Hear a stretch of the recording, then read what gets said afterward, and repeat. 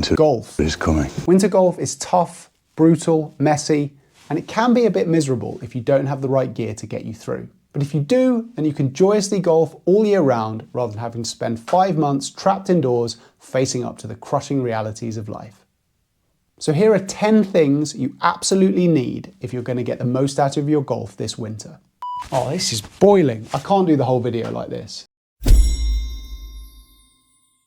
So obviously what winter looks like, how long it lasts, how deep it is, how cold, wet, etc. is going to vary depending on your particular location. But the likelihood is there will be at least a period of the year where the conditions for golf are less optimal than at other times of the year. Unless you are fortunate enough to live in one of those locations where it's perfect for golf year round, it is likely that there will be some weeks or probably months of the year where you get cold, you get wet, and things are just a little bit tougher out on the course.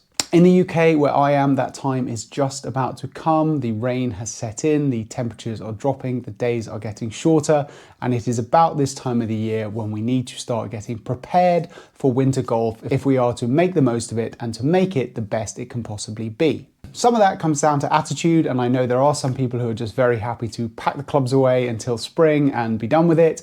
That is not me, and I think probably for most people out there, and certainly most people watching this kind of content on YouTube, that's probably not you either.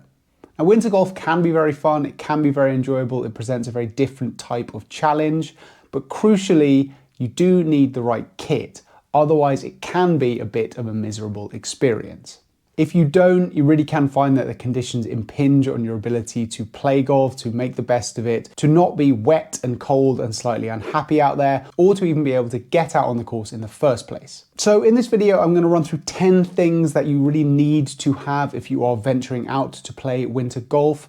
I have broken them down into 3 categories, which I think represent the 3 key considerations, or really the 3 things you're trying to battle against when you're playing winter golf. 1 is being wet, 2 is being cold, and 3 is being muddy, which is slightly less of a hindrance admittedly, but is something you probably do need to take into consideration nonetheless. Obviously, this is a winter golf specific video, so you do still need to take things like water and food and teas, etc. I'm just looking at the additional things that you need to factor into winter golf rounds specifically versus spring, summer, most other times of the year. Just a quick one, if you're enjoying the video so far and you enjoy this type of golf content and you don't seem to find me deeply objectionable, then please do consider subscribing to the channel and also follow me on Instagram, just @GolfLifeCrisis, to get more content day to day. So wet is the first category, and it probably is the biggest consideration in terms of going out and playing golf in winter weather. Getting wet, both yourself, your equipment, can be very, very miserable. It can make it very hard to actually play properly, whether that's because the ball is soaking or you can't grip the club or whatever it might be. And in this category, I have 5 things I really think you do need if you're going out in winter and it's going to be wet, or even there's the possibility of getting wet, because the weather can be also very unpredictable at this time of year. The first thing is probably quite obvious, and that is just waterproof clothing. Now, you will need a variety of this for both top and bottom parts of your body. So a waterproof jacket, waterproof trousers, basically anything to prevent you from getting penetrated by whatever rain or moisture there does happen to be in the air. Essentially, we're just looking for outer layers here. Ideally, something not super bulky, something that isn't going to inhibit your swing too much, but crucially is actually going to be fully waterproof, or as waterproof as possible, to keep you dry while you're out there. Additionally, you want to make sure your shoes are waterproof, and potentially even your socks, depending on how bad the conditions might be. It is very, very miserable playing even part of a golf round with soaking wet feet. So shoes and footwear, very crucial to make sure that is waterproof, as well as jacket and trousers. The second one is also fairly obvious, although it is something that I failed to grasp the nuances of straight away, and that is a waterproof golf bag. Now, I play the majority of my golf with the lovely Vessel Player 4 Pro that you can see behind me. It's a very nice golf bag, it's made of leather, and I love it. However, it is not waterproof, not even slightly waterproof. Even if you put the rain hood on it, it isn't waterproof. And the point here is that there are golf bags that are specifically waterproof, that have things that even a very well made standard golf bag with a rain hood on and an umbrella above it just won't do. Crucially, that is things like the pockets and the zips being waterproof themselves as well. You might be able to keep the tops of your clubs dry with a rain hood, but if it is lashing, you will get home, you will start to take the stuff out of your bag, and you will realize that all the insides of your pockets, balls, tees, clothes, food, etc., rangefinder, are completely soaked. And I know this from bitter experience. That stuff can take a very long time to dry, and the inside of a golf bag can take days to dry out and can be very smelly while it is doing it. You stink. So if you are going to play a meaningful amount of golf in wet or potentially wet weather, it is advisable, I think, to invest in a separate, fully waterproof golf bag. There are some great brands out there that do these. Do investigate that and do think about getting one if you're going to play a decent amount of winter golf. A side note here, depending on the conditions you tend to play in and the courses you tend to play at, you may also want to think about the weight of that bag. Lots of courses don't allow buggies or trolleys in the winter, so you may have to carry. So alongside the waterproofosity of the bag you're buying for winter, you may also want to think about how heavy it is if you are going to have to carry it fairly frequently. I mentioned it in passing then, but also an umbrella is crucial. If you are using a trolley, you can obviously mount this and have it over yourself and your clubs. Maybe if you're lucky enough to have a caddy, they might hold it over you, but that's not something that I've experienced too much. So an umbrella and an umbrella holder, if you need one for your trolley, also a good idea to help keep the rain away. Now, something that I think is very important when it comes to not just surviving, but potentially, well, maybe not thriving, but at least being able to play okay golf when it's raining is wet weather gloves. I didn't appreciate how important these were until I didn't have some during a very rainy round.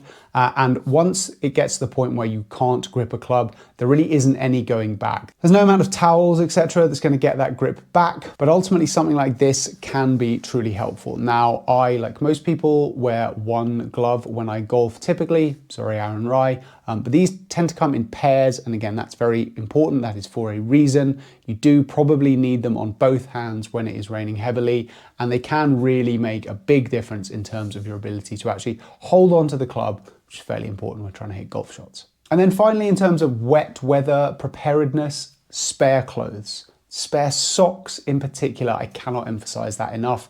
Even if you're going to spend just a small amount of time at the course after your round having some food or a drink, or even if it's just for the drive home, you do not want to be doing that in soaking wet clothes, and particularly soaking wet socks. So a change of clothes for after your round so you don't have to experience that, very, very advisable.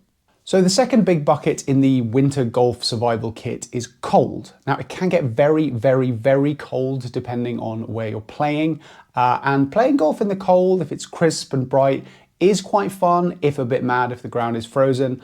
Here in the UK, it got down to sort of -6, -7 last winter. We were still going out there. It wasn't really golf as we know it, but it was enjoyable nonetheless. But it can be difficult to play in those temperatures. It can even be potentially dangerous if you don't have the right clothing and the right kit. So the first thing again is going to be the right clothing, and in this case that means layers. So for instance, this is a gilet that I wear when it is cold, but in particular think about layering up, and personal preference, I prefer more thinner, close to the body layers than bulkier outer layers. I just find those are very difficult to swing freely in, can be quite distracting if the fabric's moving or making noise or whatever. So for me, I like to go with more thinner layers. So I'll go with a base layer, possibly a thermal, then a jumper, possibly even another jumper, and then the gilet. Now, obviously that is quite bulky in and of itself, but crucially you can then remove layers as you don't need them as you go through the round. Maybe the weather warms up or you warm up. Whereas if all you've got is one big bulky outer layer, that's kind of on or off. So you're either hot and encumbered or cold and not. So for me, it's about stacking those layers. And again, invest in some good thermal base layers, because that can really make all the difference. The next important item of clothing when it comes to keeping warm is headwear. Now, you don't want to be one of those people who puts on all of the outer garments, but then nothing on their head. Depending on the statistics your mother told you as a child, that could be half, 100 or 5,000% of your body heat that just dissipates instantly out of the top of your head. Hey, shut up! You're not my real mom! So make sure you have some form of warm hat. I tend to go with a beanie. This is not waterproof, obviously, so kind of depends on the weather on any given day. If you want to go with something which is more rain resistant or more for warmth, but if you are thinking about that, then beanie, bobble hat, that kind of thing, very important on those super cold days. And then finally, as far as warmth goes, and this is a slightly rogue one potentially, but silk or very thin inner gloves. Now you can buy thermal gloves, these gloves which are designed specifically to keep your hands warm on cold days. If they work for you, that's great. They don't work for me. They are too bulky. I find it almost impossible to get or maintain a proper grip on the club. So just like with warm weather clothing in general, I prefer to go thin and layer, and you can get kind of silk or very fine inner gloves to go under your rain gloves. This has the double benefit of keeping you warm, but then the rain gloves keeping you able to grip the club in the wet. So that is something which, a little bit rogue, might get roasted for it in the comments, but I do find it advisable. If it's good enough for people out on the top of mountains going skiing and snowboarding, then it's probably good enough for golf. And then we move into the muddy portion of the video, and there are 3 things that I think you need to have with you to tackle mud. It's not quite as much of an impediment as the wet and the cold when it comes to playing golf in the winter, but it can be annoying, and in certain ways it can actually harm your performance. So with just a few things in your bag, you can probably help keep that at bay. The first one is the club cleaning brush. You might have one like this, you might have a small retractable one, you might have one that attaches to the side of your bag. Personally, I think you should have this with you whenever you're playing golf, be it summer or winter. But in the winter, basically every shot is going to end up splattering your club with mud. And at that point, basically your grooves are caked, you won't be able to get spin on the ball, etc. So having something that you can just give the club head a quick scrub with to keep it clean-ish, very, very important when you're playing winter golf. That only gets worse as your round goes on. So just having something easy and to hand to help you keep the mud at bay, very good idea.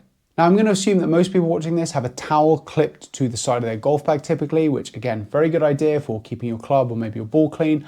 But in the winter, I like to take either a small like handkerchief or a little hand towel with me rather than left on the bag for on the green.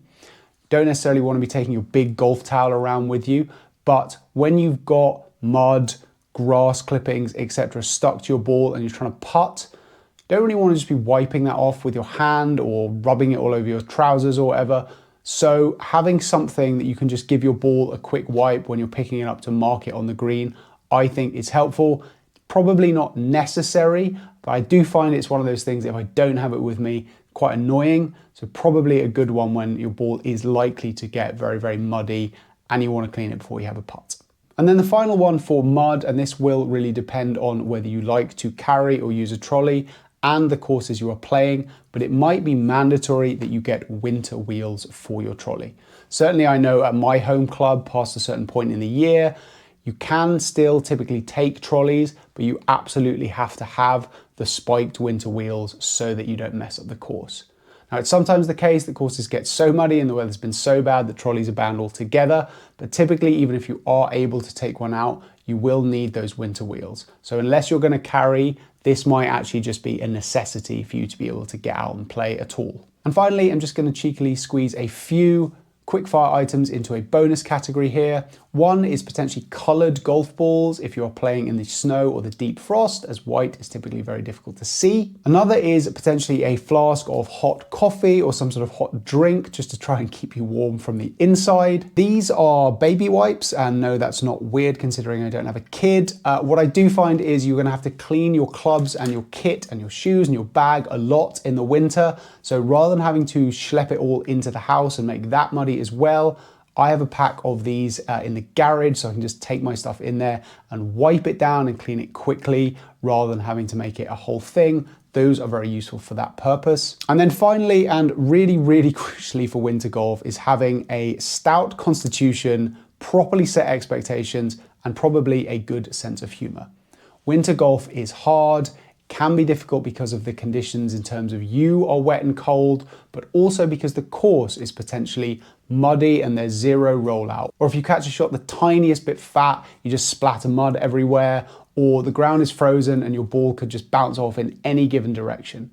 So you're probably not going to play your best golf in the depths of winter, and it's helpful to just think about that and realize that going in so that you don't end up getting too frustrated and beating yourself up too badly. Winter golf can be very enjoyable, but it's just different, and accepting that if you are going to be able to embrace it and enjoy it is pretty crucial. Thanks for watching. I hope you enjoyed the video and found it useful. And if you do want to have a quick look at the realities of winter golf, then be sure to check out this video of me playing in -6.